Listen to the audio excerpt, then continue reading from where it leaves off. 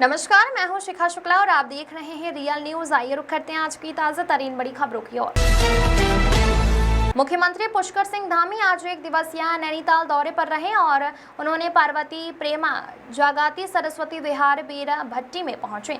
यहां उन्होंने मन की बात कार्यक्रम में हिस्सा लिया और इसके बाद विद्या भारती अखिल भारतीय शिक्षा संस्था के प्रतिभा सम्मान समारोह में मेधावी छात्र छात्राओं को ट्रॉफी और प्रशासित पत्र देकर सम्मानित किया। इंटर और हाई स्कूल में टॉप करने वाले 200 से ज्यादा बच्चों को मंच पर बुलाकर शील्ड सौंपी गई। मुख्यमंत्री धामी ने शिक्षा के क्षेत्र में विद्या भारती के योगदान को सराहनीय बताया और आश्वासन दिया कि प्रस्तावित विश्वविद्यालय के लिए सरकार भूमि उपलब्ध कराएगी। मुख्यमंत्री ने नकली माफियाओं पर सख्ती दिखाते हुए कहा कि हाई कोर्ट के रिटायर्ड जज के अगुवाई में SIT जाँच कर रही है और दोषियों की किसी कीमत पर बख्शा नहीं जाएगा। आपदा प्रबंधन पर बोलते हुए धामी ने कहा कि राज्य में अलग अलग तरह की आपदाएं आ रही है और सरकार वैज्ञानिक तरीकों से उनका पूर्वानुमान लगाकर नुकसान को कम करने की दिशा में काम कर रही है। विजय कुमार अग्रवाल की रिपोर्ट। अभी हम इसमें भू कानून लेकर आए हैं और लोगों को सुझाव दे रहे हैं और इस पर हमने पहले से ही जो है काम करना प्रारंभ कर दिया है। हमारा प्रयास है देवभूमि उत्तराखंड का मूल स्वरूप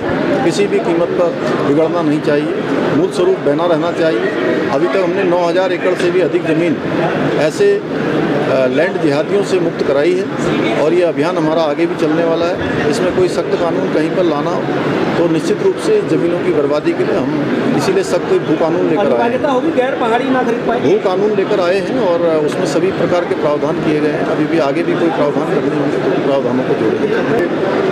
हम लोग शुरू से सारी परीक्षाएँ पारदर्शिता से हों, नकल विहीन हों और योग्यता, क्षमता और प्रतिभावान छात्र छात्राओं को, गरीब माता पिता के बेटे बेटियों को उनकी योग्यता और क्षमता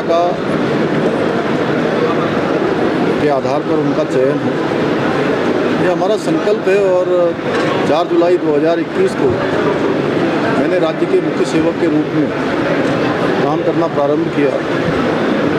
तब से लेकर अब तक 25,000 से अधिक नियुक्तियाँ बिना किसी नकल के पारदर्शिता के साथ संपन्न हुई है।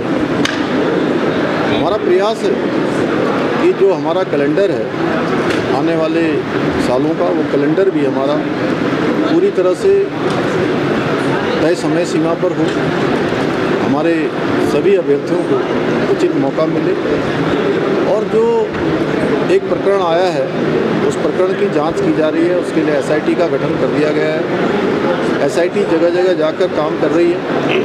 हाई कोर्ट के रिटायर्ड जज की अध्यक्षता में उनके सुपरविजन में एक कमेटी काम करेगी और एक प्रकरण आया है उसकी जांच हो रही है। उसके कारण से SIT पूरी गहराई से उसकी जांच कर रही है कि कहीं ऐसे प्रकरण अन्य स्थानों पर तो नहीं आए। सभी छात्रों से जिन्होंने परीक्षाओं में भाग लिया है, सभी अभ्यर्थियों से संवाद किया जा रहा है और कहीं भी कोई भी थोड़ी सी भी कहीं कमी आएगी, कहीं किसी प्रकार की शिकायत आएगी, कोई सबूत किसी के पास हो, कोई जानकारी किसी के पास हो, वो SIT को उपलब्ध करा दें। मैं छात्रों से भी छात्राओं से भी कहना चाहता हूँ कि हमारी सर्वोच्च प्राथमिकता है उनके हितों के अनुसार हम आगे भी इस प्रकार के जो परीक्षा के कार्यक्रम हैं उनको तय समय सीमा पर चलाते रहेंगे। उनका कल नोटिफिकेशन जारी हो गया है और छात्रों के हित में हम हमेशा रहें, हमारी सर्वोच्च प्राथमिकता है हमारे राज्य के सभी भाई बहनों परीक्षाओं में पारदर्शिता हो, परीक्षा में देरी न हो, ये भी हमारी सर्वोच्च प्राथमिकता है। उसको ध्यान में रखकर हम काम कर रहे हैं। CM साहब देखिए, बहुत हमारे भैया बहनों को, हमारे बच्चों को, छात्र छात्राओं को प्रोत्साहन के लिए पूरे प्रदेश भर के जो हमारे मेधावी छात्र एवं छात्राएं हैं उनका यहाँ पर उत्कृष्ट छात्रों को और छात्राओं का सम्मान समारोह आयोजित किया गया है। निश्चित रूप से बहुत सामान्य स्थितियों में, सामान्य परिस्थितियों में विद्या भारती बहुत अच्छे संस्कार, देशभक्ति हमारे बच्चों में लगातार रोपित करने का काम कर रहा है। लगातार उनके सभी प्रकार के जो बच्चों के अंदर शिक्षा, संस्कार, उनका आचार व्यवहार, इन सब में कैसे वो जीवन के आने वाले समय में आगे बढ़ें। वो सब विद्या भारती के जो हमारे विद्यालय हैं उनमें भली भांति उनको सिखाने का काम होता है, शिक्षा देने का काम होता है।